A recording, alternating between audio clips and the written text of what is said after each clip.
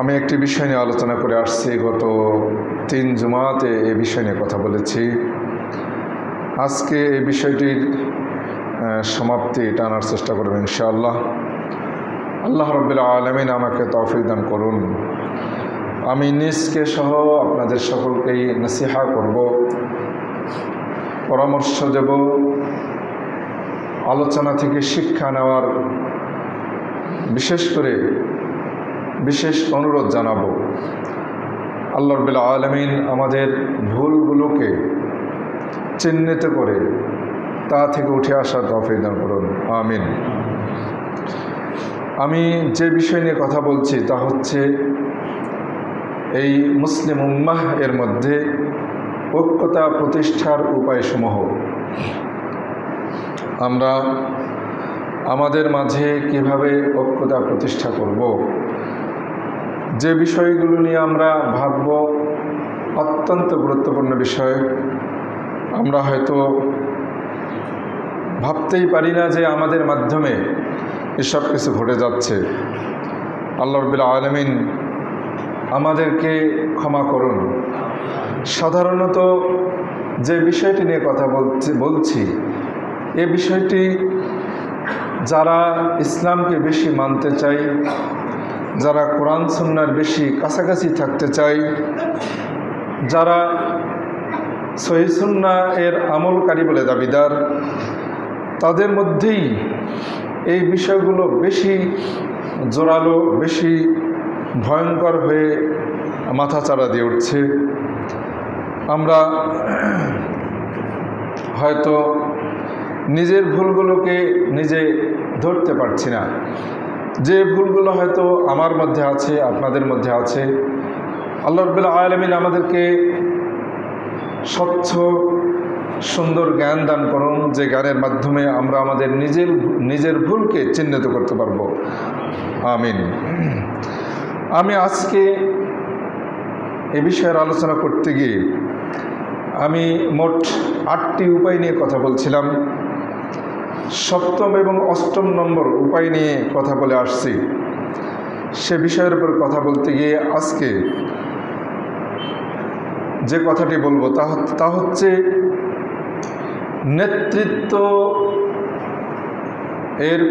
নেতৃত্বের প্রতি ভালোবাসার লক্ষণসমূহ। এই নিয়ে কথা বলবো। যারা নেতৃত্ব প্রিয়, যারা কর্তৃত্ব প্রিয়, যারা সমাজের মধ্যে নেতা হয়ে থাকতে চায়, তাদের কিছু আলামত, কিছু লক্ষণ আমি কথা বলবো। এমন কিছু লক্ষণ নিয়ে উদ্দেশ্য হচ্ছে এই লক্ষণগুলো যদি আমাদের মধ্যে থেকে থাকে তাহলে আমরা সেগুলো থেকে বিরত থাকার চেষ্টা করব। পাশাপাশি মুসলিমদের নেতৃত্ব দেওয়ার প্রয়োজন। এজন্য নিজেই নিজের পরীক্ষা নেব। পরীক্ষায় যদি উত্তীর্ণ হতে পারি, যদি নিজের ব্যাপারে নিশ্চিত হতে পারি যে হ্যাঁ আমি রিয়া সমা, মানুষকে দেখানো, মানুষ শোনানো, লোক প্রদর্শনী, এগুলো থেকে দূরে থাকতে সক্ষম হব, তাহলে আমরা, যেহেতু মুসলিমদের নেতৃত্বের প্রয়োজন, তখন আমরা এগিয়ে যাব। এবং মানুষ যখন বাধ্য করবে আপনাকে নেতৃত্ব দিতে, তখন আমরা নেতৃত্ব নেওয়ার জন্য রাজি হব, সম্মতি দেব। আল্লাহ রাব্বুল আলামিন আমাদেরকে এমন চিন্তায়, এমন ভাবনায় আমাদের থাকার তৌফিক দান করুন, আমিন। আল্লাহ রাব্বুল আলামিন সূরাতুল হুজুরাতের মধ্যে বলেছেন 12 নম্বর আয়াতে, পুরো সূরাতুল হুজুরাত আমাদের জন্য অত্যন্ত শিক্ষণীয় বিষয়, অত্যন্ত গুরুত্বপূর্ণ বিষয়। আমি যে বিষয়ে কথা বলছি এই বিষয়টির উপরে, তা আমি যতটুকু বলতে চাচ্ছি তা হলো, আল্লাহ রাব্বুল আলামিন তিনি সূরাতুল হুজুরাতের শুরুতে বলেছেন যে তোমরা আল্লাহ এবং তার রাসূলের সামনে এক পাও এগিয়ে যেও না, আল্লাহকে ভয় করো। পরের আয়াতে বলেছেন যে তোমরা আল্লাহ এবং তার রাসূলের সামনে উঁচু স্বরে কথা বলো না। যখন আল্লাহ এবং তার রাসূলের কথা চলে আসবে, সিদ্ধান্ত চলে আসবে, সেখানে আপনার আমার কোনো সিদ্ধান্ত চলবে না। এভাবে আল্লাহ রাব্বুল আলামিন তিনি বলেছেন যে যারা আল্লাহর রাসূলের সামনে নিচু স্বরে কথা বলে, ইয়াগুদ্দুনা আসওয়াতাহুম ইনদা রাসূলিল্লাহি উলাইকা আল্লাযীনা ইমতাহানা আল্লাহু কুলুবাহুম লিত-তাকওয়া। আল্লাহ রাব্বুল আলামিন এদের অন্তরকে তাকওয়ার জন্য পরীক্ষা করেছেন, তাদের অন্তরে তাকওয়া আছে বলে প্রমাণিত। আল্লাহ এবং তার রাসূলের বাণীর সামনে কোনো উচ্চ স্বরে কথা বলা যাবে না। এ হচ্ছে নিজস্ব কোনো মতামত, কোনো ব্যক্তিত্ব, কোনো আমিত্ব ওখানে চলবে না। এরপরে আল্লাহ রাব্বুল আলামিন তিনি বলেছেন, কয়েক আয়াত পরে বলেছেন, সূরা হুজুরাতের 6 নম্বর আয়াতে বলেছেন, যদি তোমাদের কাছে কোনো ফাসেক কোনো সংবাদ নিয়ে আসে তাহলে সেই সংবাদটাকে যাচাই বাছাই করো, সত্য কি মিথ্যা সেটা তোমরা যাচাই বাছাই করো, পরীক্ষা করো।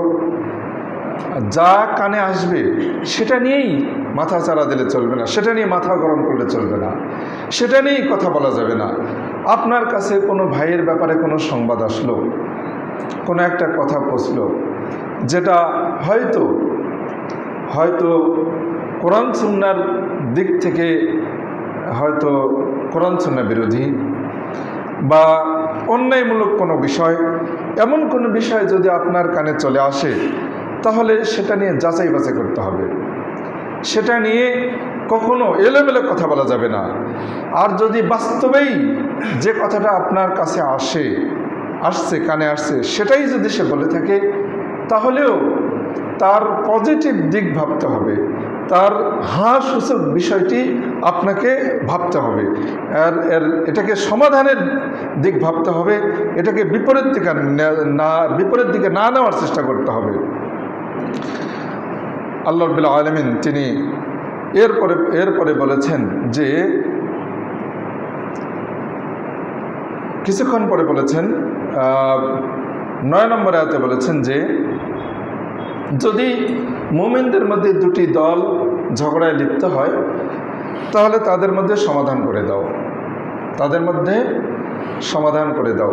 দুই দল, দুইটি পক্ষ একসাথে তারা বিবাদ করছে, তারা মতানৈক্য করছে, তাহলে তাদের মধ্যে ফাসলিহু বাইনাহুমা, তাদের মধ্যে সমাধান করে দাও। তৃতীয় একটা পক্ষকে আল্লাহ রাব্বুল আলামিনের কথাটি বলছেন, তো তাদের মধ্যে সমাধান করে দাও ইনসাফের সাথে, ফাসলিহু বাইনাহুমা বিল আদলি, তাদের মধ্যে তোমরা সমাধান করে দাও ইনসাফের সাথে। যে ফাইন বাগাদ হেদাহুমা, সমাধান করে দিতে গিয়ে যদি তারা সমাধান না মানে তাহলে যে পক্ষটি কোরআন সুন্নাহর বেশি নিকটে, সত্যের বেশি নিকটে, তার পক্ষ অবলম্বন করো। আর এরপরেও তাদের মধ্যে ফাসলিহু বাইনাহুমা বিল আদলি, তারপরে তাদের মধ্যে তোমরা ইনসাফের সাথে সমাধান করে দাও এবং ইনসাফ প্রতিষ্ঠা করো। আল্লাহ রাব্বুল আলামিন ইন্নাল্লাহা ইউহিব্বুল মুকসিতিন, আল্লাহ রাব্বুল আলামিন ইনসাফ প্রতিষ্ঠাকারীকে পছন্দ করেন। কারণ ইন্নামাল মুমিনুনা ইখওয়া, মুমিনরা হলো পরস্পর ভাই ভাই। ফাসলিহু বাইনা আখাওয়াইকুম, কাজেই তোমাদের ভাইদের মধ্যে তোমরা সমাধান করে দাও যাতে করে তোমাদেরকে আল্লাহ রাব্বুল আলামিন দয়া করেন, তোমরা আল্লাহর পক্ষ থেকে রহম প্রাপ্ত হও, এই জন্য তোমরা ভাইদের মধ্যে সমাধান করে দাও। আল্লাহ রাব্বুল আলামিন তিনি আরও বললেন যে তোমরা হে বিশ্বাসীরা, তোমরা লা ইয়াসখার কওমুন মিন কওম, তোমরা একজন আরেকজনকে কখনো রহস্য করো না, উপহাস করো না। কেউ কোনো পাপ করেছে, কোনো অন্যায় কথা বলেছে, এমন কোনো বিষয়কে নিয়ে কখনো কেউ কাউকে উপহাস করো না, ঠাট্টা করো না, বিদ্রুপ করো না।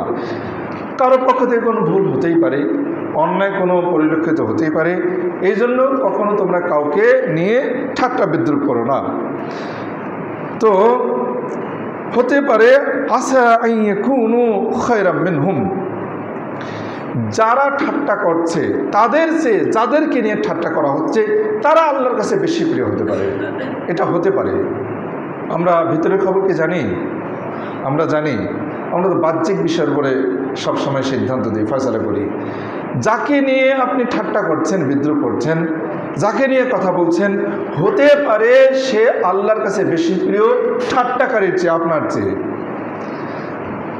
আল্লাহ রাব্বুল আলামিন এভাবে পুরুষদেরকে নিষেধ করলেন, মহিলাদেরকে নিষেধ করলেন। মহিলাদের মধ্যে এই বিষয়টি অনেক বেশি।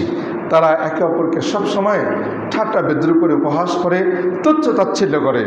আল্লাহ রাব্বুল আলামিন এটা নিষেধ করলেন।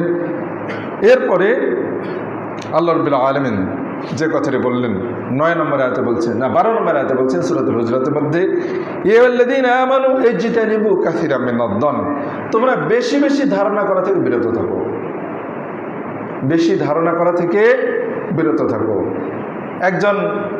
একজনকে নিয়ে আপনি তাকে নিয়ে ইচ্ছা মতো মতামত ব্যক্ত করছেন, তাকে নিয়ে অনেক কিছু ভাবছেন। সে কোনো কাজ করেছে, সে কাজটা কি উদ্দেশ্যে করেছে আপনি তা জানেন না, কিন্তু আপনি নিজের থেকে ইচ্ছা মতো ব্যাখ্যা করছেন। আল্লাহ রাব্বুল আলামিন বললেন যে তোমরা বেশি বেশি ধারণা করা থেকে বিরত থাকো। এবং ইন্না বা'দাদ-দন্নি ইসমুন, ধারণা করাটা হলো পাপ। কিছু কিছু ধারণা হচ্ছে পাপ, ধারণা করলেই পাপ হয়ে যাবে। এটা হলো অন্তরের পাপ। মনে দিয়ে ধারণা করলেন, অন্তরের পাপ রয়েছে। ওয়ালা তাজাসসু, তোমরা আরেকজনের দোষ ত্রুটি খুঁজে বেড়াও না।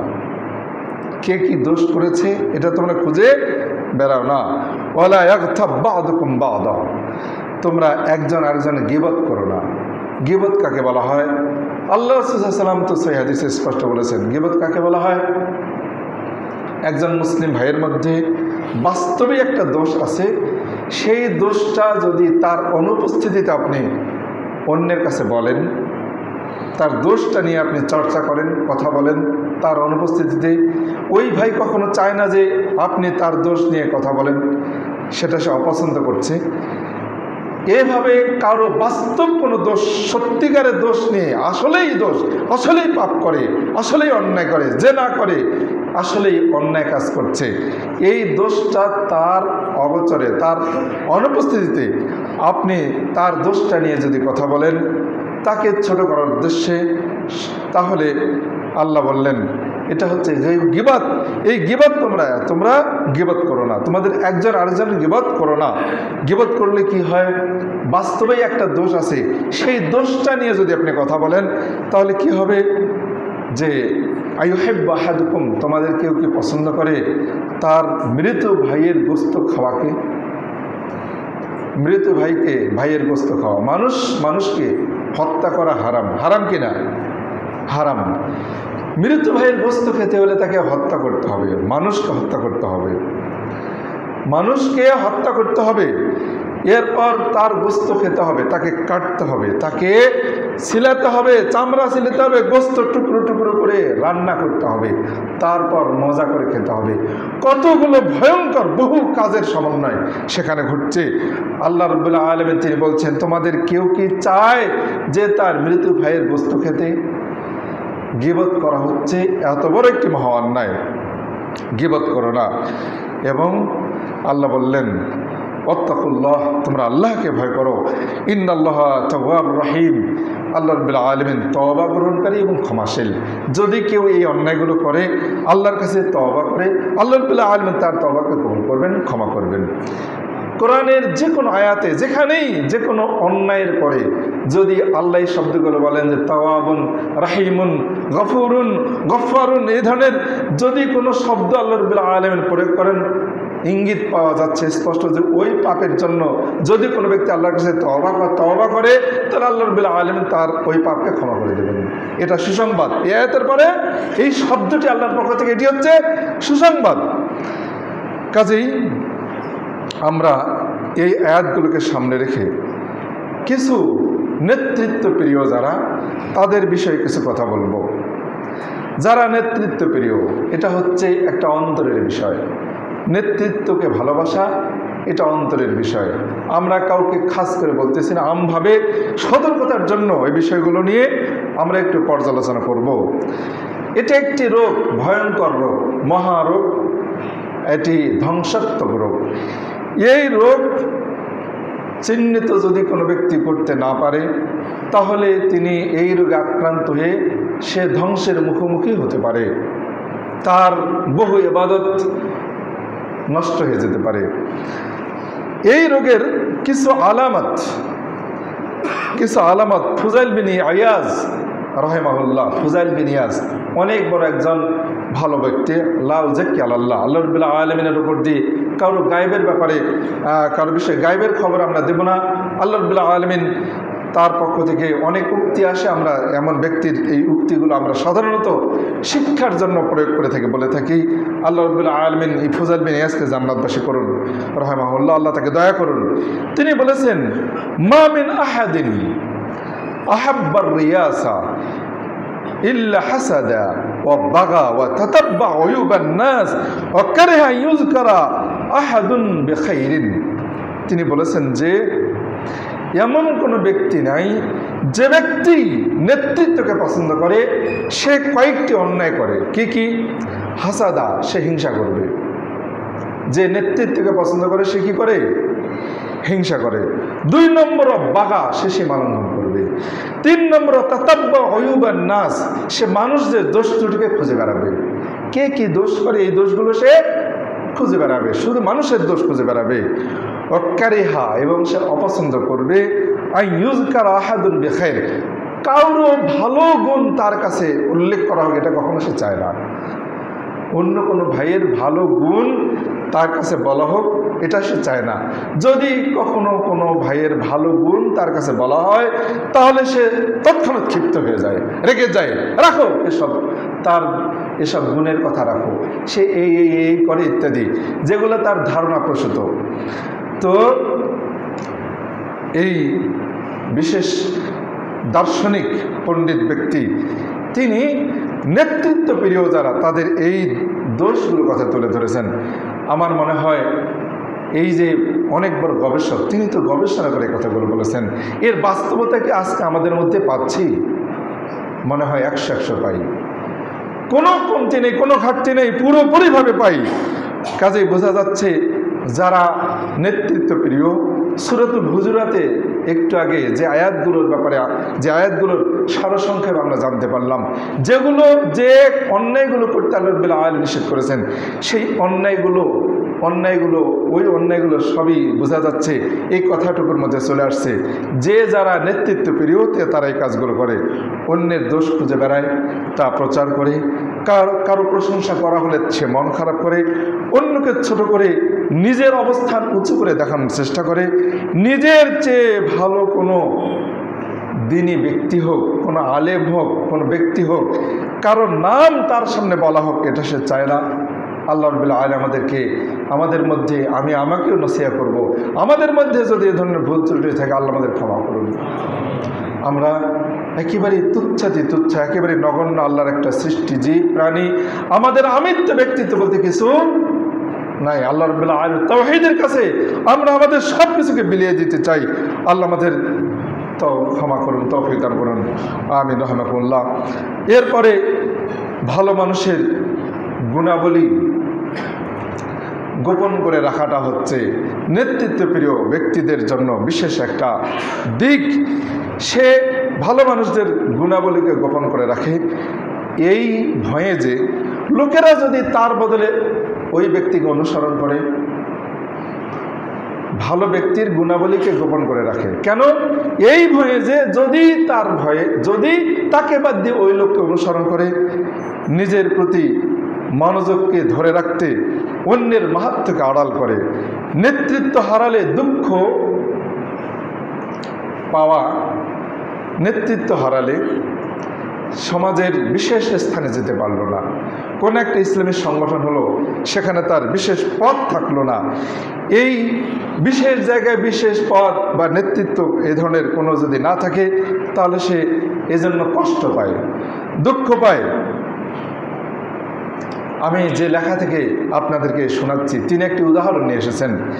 তিনি বলেছেন যে কোনো একটা মজলিসে, কোনো একটি সভা বা কোনো একটি জায়গায়, বিশেষ একটি জায়গায় যেখানে কোনো একজন ব্যক্তি যদি মুখ্য ভূমিকা পালন করে, ওই জায়গার বিশেষ ব্যক্তি, তিনি বিশেষ মেহমান, প্রধান অতিথি, এমন ব্যক্তি, এমন একজন ব্যক্তি কোথাও অবস্থান করছেন, হঠাৎ করে যদি তার চেয়ে কোনো জ্ঞানী ব্যক্তি, অন্য কোনো ব্যক্তি যদি সেই মজলিসে উপস্থিত হন, ওই মুহূর্তে যদি মজলিসের সকল লোক প্রথম ব্যক্তিকে বাদ দিয়ে দ্বিতীয় যিনি হঠাৎ করে আসলেন তার দিকে মনোযোগ তাদের চলে গেল, তাকে ওই ব্যক্তি দ্বিতীয় ব্যক্তির দিকে সকলের সম্মান দাবত চলে গেল, প্রথম ব্যক্তি মানুষদের যে তার প্রতি যে আকর্ষণ ছিল আকর্ষণ থেকে সে বঞ্চিত হলো, এমন অবস্থায় সে মনের থেকে ছোট হয়ে গেল, কষ্ট পেল, সে আরেকজনের হঠাৎ করে আগমন এটা সে কোনোতেই পছন্দ করলো না।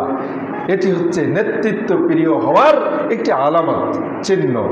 যদি ওই ব্যক্তি যদি মন খারাপ না করে থাকেন, যদি তিনি মনে করেন যে আমার চেয়ে একজন জ্ঞানী ব্যক্তি আসলেন, আমার সহযোগিতা হলো, আমার লাভ হলো, ভালো হলো, আমার দাওয়া এবং তাবলীগের জন্য ভালো একটা বিষয়, মানুষদের কাছে দাওয়া তাবলীগের কাজের পরিসরকে আরও প্রশস্ত করার জন্য একটা সুযোগ হলো, আমার সহযোগী আসলো, এমন যদি ভেবে আনন্দিত হয়, তাহলে সে নেতৃত্ব প্রিয় থেকে নেতৃত্বের প্রতি ভালোবাসা থেকে সে মুক্ত হলো। আর যদি সে এরকম অবস্থা থাকে, তাহলে সে নেতৃত্ব প্রিয় বলে ধরে নিতে হবে। আসুন, অনেক সময় যারা মানুষকে ভালো কথা বলেন, মনে রাখবেন আমি আপনাদের অনেক আগে মাদাখিল শয়তান, শয়তানের প্রবেশদ্বারের উপরে আলোচনা করেছিলাম কয়েক জুমা নিয়ে। শয়তানের প্রবেশদ্বার, শয়তান আমাদের মধ্যে কিভাবে প্রবেশ করে, সেখানে কয়েক জুমা নিয়ে আলোচনা করতে গিয়ে সব শেষে যে বিষয়টি আমি আলোচনা করেছিলাম তা হচ্ছে ভালো মানুষদের মধ্যে শয়তান কিভাবে প্রবেশ করে। আর এটাই হলো শয়তানের সবচাইতে বড় সফলতা। আজকে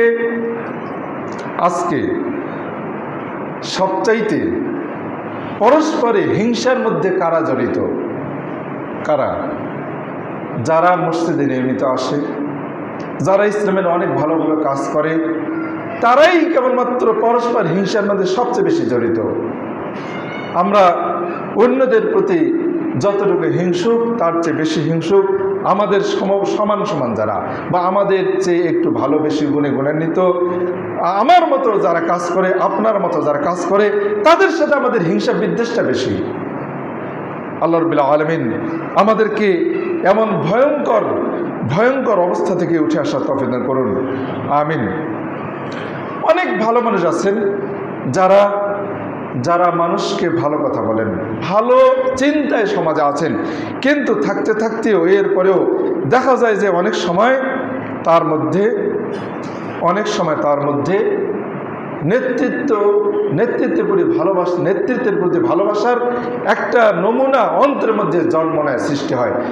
নেতা হতে হবে এই চিন্তা মাথায় কখনো থাকে না, কিন্তু সমাজে ভালো কাজ করতে করতে ভালো ব্যক্তি তার মানুষদের কাছে তার একটা গ্রহণযোগ্যতা, মানুষের মধ্যে তার প্রতি একটা ভালো দিক, মানুষদের পক্ষ থেকে তার প্রতি একটা ভালো দিক এমনিতেই সৃষ্টি হওয়ার কারণে আস্তে আস্তে তার মধ্যে নেতৃত্বের প্রতি ভালোবাসা জন্মে যায়, যেটা হয়তো অনেকের মধ্যে চলে আসে। এটি একটি গোপন ব্যাধি, এই গোপন ব্যাধিকে চিহ্নিত করতে হবে। আসুন, শয়তান আমাদেরকে ধোঁকায় যেন ফেলে না দেয়। লেখক বলেছেন, অনেক একটি আরবিতে তিনি কথা বলেছেন যে কতজন যে আছে মধু পান করে ধ্বংস হয়ে যায়, মধু পান করে মৃত্যুবরণ করে। কতজন যে আছে সে তরবারি ধারণকারী নিজের তরবারিতে নিজেই নিহত হয়, এমন কতজনে না আছে। কাজেই যারা মধুপান করছি, যারা ভালো কাজ করছি, মধুপান করছি, ভালো কাজ করছি মানে মধুপান করছি, এই মধুপান করতে গিয়ে যেন ধ্বংস হয়ে জানা যায়, নষ্ট হয়ে না যাই, হিংসার মধ্যে যেন পতিত না হই, কারো নেতৃত্বের প্রতি ভালোবাসা আকর্ষণ যেন আমাদের মধ্যে না আসে, নিজে যেন আত্মভূতি না দেই, নিজেই যেন আত্মহত্যা না করি। আসুন আমরা এই বিষয়গুলো খেয়াল করব, চেষ্টা করব। আমরা নেতৃত্বের প্রতি ভালোবাসার লক্ষণ নিয়ে আমরা শুনছি। নেতৃত্বের প্রতি ভালোবাসা যাদের মধ্যে আছে তাদের মধ্যে একটা চিহ্ন হলো যে বিশেষ মঞ্চ থেকে, বিশেষ স্থান থেকে যদি তিনি বঞ্চিত হন, যদি নিজকে প্রকাশের সুযোগ যদি তিনি হারিয়ে ফেলেন, তাহলে তিনি কষ্ট পান। যদি বিশেষ মঞ্চে বিশেষ জায়গায় যদি কথা বলতে বা বিশেষ স্থান দখল করা থেকে যদি তিনি বঞ্চিত হন, যদি নিজের আত্মপ্রকাশে যদি তিনি প্রকাশের সুযোগ যদি তার হাতছাড়া হয়, তাহলে তিনি কষ্ট পান। এটি হলো নেতৃত্ব প্রিয় ব্যক্তিদের জন্য আরেকটি অবস্থা। এভাবে আরেকটি লক্ষণ হচ্ছে নিজকে বড় করে দেখানোর জন্য মানুষের কাছে মিথ্যা অজুহাত তুলে ধরা। মিথ্যা অজুহাত, নিজকে অনেক ব্যস্ত, অনেক কিছু, আর নিজের মান, নিজের মর্যাদা, নিজের কাজ অনেক, সমাজে তার অনেক প্রয়োজন, মানুষটা তাকে ছাড়া চলতে পারে না, এই ধরনের কিছু বিষয় মানুষের সামনে সবসময় তুলে ধরা। এটা হচ্ছে নেতৃত্ব প্রিয় ব্যক্তিদের আরেকটি বৈশিষ্ট্য। এটা থেকে আমাদের দূরে থাকতে হবে। আল্লাহ সাল্লাল্লাহু আলাইহি ওয়াসাল্লাম বলেছেন, সহিহ মুসলিম হাদিস আসছে যে আল মুতাশাব্বি বিমা লাম ইউতা কালাবিসি সাওবাই জুরেন, যে ব্যক্তি যাকে যে বৈশিষ্ট্য মণ্ডিত নয়, যার মধ্যে যে বৈশিষ্ট্য নাই এমন বৈশিষ্ট্য তার মধ্যে আছে বলে যদি সে দাবি করে, তাহলে সে দুইটা মিথ্যার পোশাক পরিধান করলো, ডবল মিথ্যুক সে। কাজেই যার যতটুকু মর্যাদা সম্মান যতটুকু নাই, কিন্তু সে নিজকে ততটা ভাবছে, মানুষের মাঝে সেটা প্রচার করার চেষ্টা করছে, বলছে, এটা নেতৃত্ব প্রিয় ব্যক্তিদের জন্য অন্য একটা বৈশিষ্ট্য। এমন ব্যক্তির ব্যাপারে আমরা আল্লাহর সেই হাদিসটাকে আমরা স্মরণ করতে পারি। কাজেই এমন ডবল মিথ্যুক যেন না হয়। আল্লাহ আমাদের এই ভয়ঙ্কর নেতৃত্ব লোলুপতা থেকে, নেতৃত্ব লোভের এই বৈশিষ্ট্য থেকে আল্লাহ আমাদের দূরে থাকে তৌফিক দান করুন, সকল বলে আমিন। এরপরে নেতৃত্ব প্রিয় যারা, তাদের আরেকটি লক্ষণ হচ্ছে, সে যদি কখনো নেতা হয়, নেতৃত্ব প্রিয় যারা, তারা যদি নেতা হয় তাহলে এত কর্মোদ্যমী হয়, এত সে কাজের স্পৃহা তার থাকে, তার সব দিক সবসময় সে এ কাজে জড়িত থাকে, মনে হয় যে অনেক বড় একজন খাদেম। আলহামদুলিল্লাহ, এমন ব্যক্তিদের খেদমত আল্লাহ রাব্বুল আলামিন কবুল করুন, তাদেরকে একনিষ্ঠ তৌফিক দান করুন। কিন্তু যদি সে নেতৃত্ব হারায়, তাহলে সে সব কাজ থেকে নিজকে অবসর মনে করে, সব কাজ থেকে বসে থাকে, কোনো ভালো কাজ করে না, এবং সর্বদাই দোষায় আছে তো তোমাদের নেতা, ওর কাছে যাও, সে তোমাদের সব সমস্যার সমাধান করবে, ওর কাছে যাও, অমুকের কাছে যাও, আমার কাছে আসছে কেন, আমার কি প্রয়োজন তোমাদের, আমার তো কোনো প্রয়োজন নেই, আমি তো এই অমুক পদে নাই। এভাবে সে সবসময় আরেকজনকে তিরস্কার করে, দোষায় এবং এরকম কথা বলে। আমার মনে হয় এরকম অবস্থাগুলো আমাদের অনেকের মধ্যে আছে। নেতৃত্বপ্রিয় ব্যক্তিদের আরও লক্ষণ হচ্ছে অহেতুক অন্যদের সমালোচনা করা। আরও লক্ষণ হচ্ছে অন্যদের প্রস্তাব বা অন্যদের উদ্যোগ, কোনো ভালো প্রস্তাব, কোনো ভালো উদ্যোগকে তুচ্ছ মনে করা এবং সেটাকে বাস্তবায়ন হতে না দেওয়া। আমাদের দেশে কি রাজনৈতিক ক্ষেত্রে, কি মসজিদ, কি মাদ্রাসা, কি সামাজিক বিষয়, যেখানেই যাই না কেন, সাধারণত এই অবস্থাটা আমরা হারে হারে টের পাচ্ছি, তাই কি না? কাজেই নেতৃত্বপ্রিয় ব্যক্তিদের এটা একটা বিশেষ দোষ। আমরা এই অবস্থাগুলো থেকে উঠে আসার চেষ্টা করব। আল্লাহ আমাদের তৌফিক দান করুন। নেতৃত্বপ্রিয় ব্যক্তিদের আরও যে লক্ষণ রয়েছে সেটা হচ্ছে সে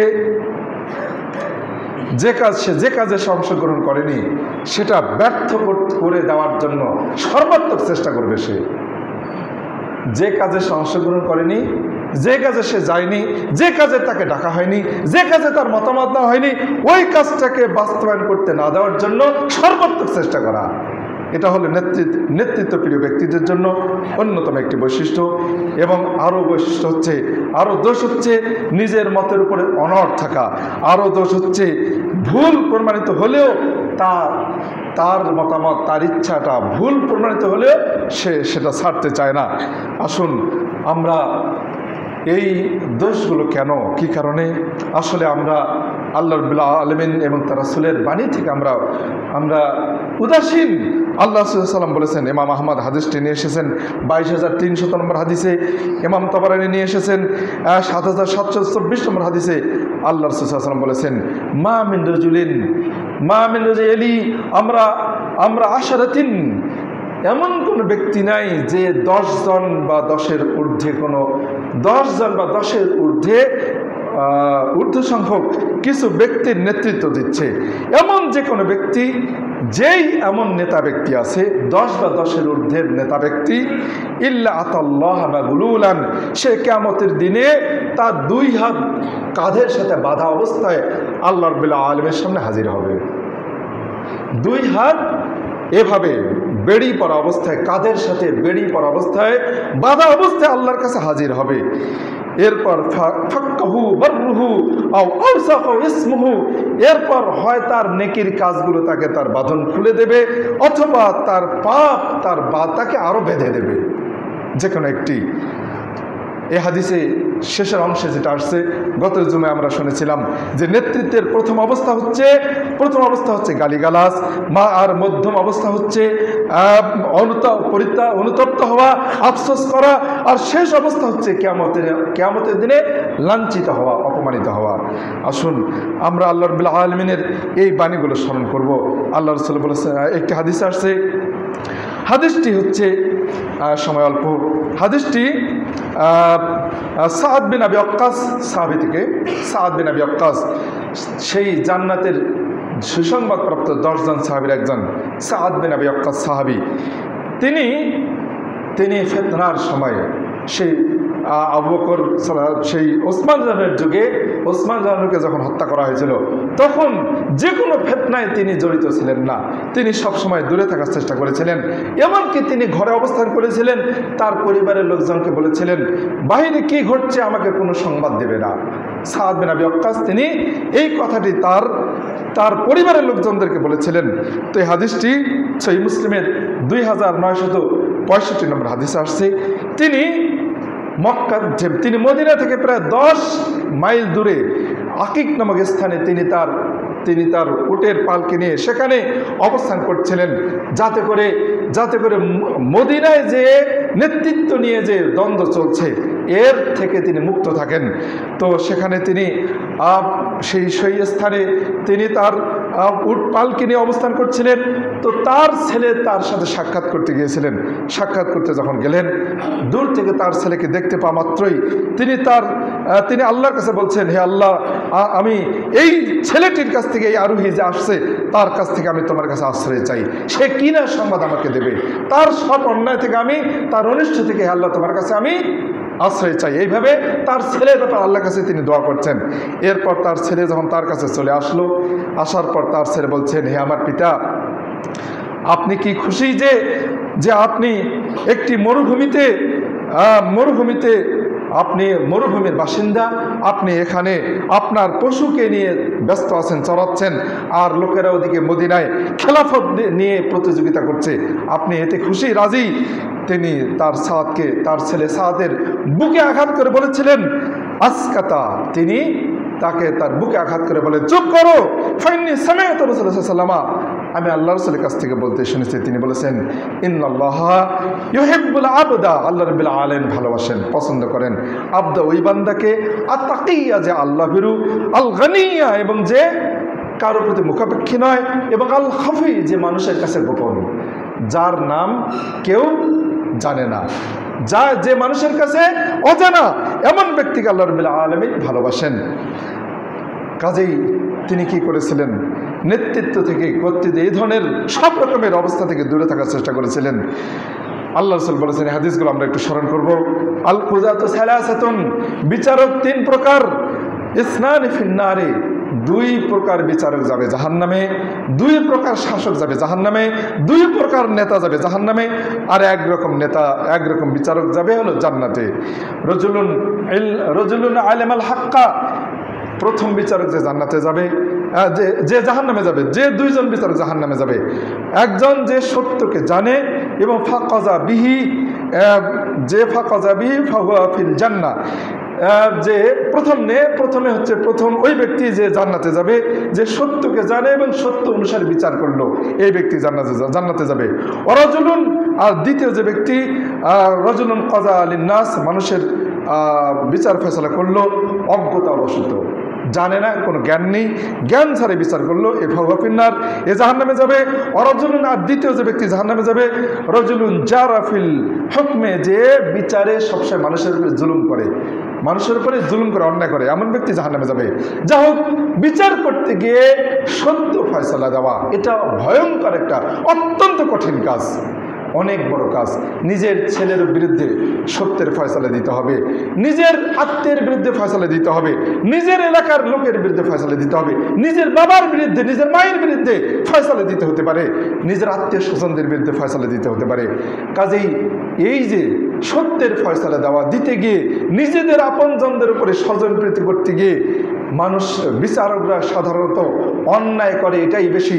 এই জন্য আল্লাহ রাসূল বলেছেন যে বিচারক হবে তিন প্রকার, দুই প্রকার বিচারকই জাহান্নামে যাবে, আর এক প্রকারের বিচারক জান্নাতে যাবে। তাহলে যারা জাহান্নামে যাবে তাদের সংখ্যা বেশি, না যারা জান্নাতে যাবে তাদের সংখ্যা বেশি? যারা জাহান্নামে যাবে তাদের সংখ্যা বেশি। কাজেই শাসক হওয়া থেকে দূরে থাকতে হবে। আমি এই জন্য গত জুমাতে বলেছিলাম যে অনেক আল্লাহর বিশেষ বান্দা ছিল যারা বিচারক হওয়া থেকে দূরে থেকেছেন, বিচারক হতে অস্বীকার করেছেন, এমনকি তাদেরকে জেলে দেওয়া হয়েছিল, তারপরেও তারা বিচারকের দায়িত্ব নেন নাই, এমনটি এসেছে। আসুন আমরা যতটুকু শুনলাম, আল্লাহ রাব্বুল আলামিন আমাদেরকে আল্লাহ রাব্বুল আলামিন এই বিষয়গুলো উপলব্ধি করে বুঝার, সমাজ যখন প্রয়োজন মনে করবে, সমাজ যখন আপনাকে চাইবে আর আপনি সেটাকে একেবারেই না করছেন, ইমাম মাহদী আলাইহিস সালাম যেমন হবে তার ব্যাপারে ইমাম মাহদী কোনোতেই বায়াত করবেন না, তিনি হবেনই না, কিন্তু মানুষ শেষ পর্যন্ত তাকে বাধ্য করবে বায়াতের জন্য। যখন শেষ পর্যন্ত মানুষরা বুঝতে পারবে, আলামত পাবে হয়তো তিনি মাহদী, ইমাম মাহদী যখন তিনি বুঝতে পারবেন যে না আর হচ্ছে না, তখন তিনি শেষ পর্যন্ত বায়াত গ্রহণ করবেন। নেতা হতে হলে এইভাবে নেতৃত্বকে অনেক ঘৃণা করার পর যদি কাঁধে আসেই যায় তাহলে সেটা গ্রহণ করতে হবে, এরপর যথাযথ দায়িত্ব পালন করতে হবে। নেতৃত্বের প্রতি কোনো লোভ থাকা যাবে না। আল্লাহ রাব্বুল আমাদেরকে এই বিষয়টি ভালোভাবে উপলব্ধি করে আমাদেরকে ভ্রাতৃত্ব বন্ধনে আবদ্ধ হওয়ার তৌফিক দান করুন। আমরা আমাদের মধ্যে যে ঐক্যতার ঘাটতি রয়েছে সেটা একটি মাত্র কারণ, সেটা হচ্ছে নেতৃত্বের প্রতি ভালোবাসা, যে কারণে আমাদের মধ্যে বহু দলাদলি, বহু বিভক্তি।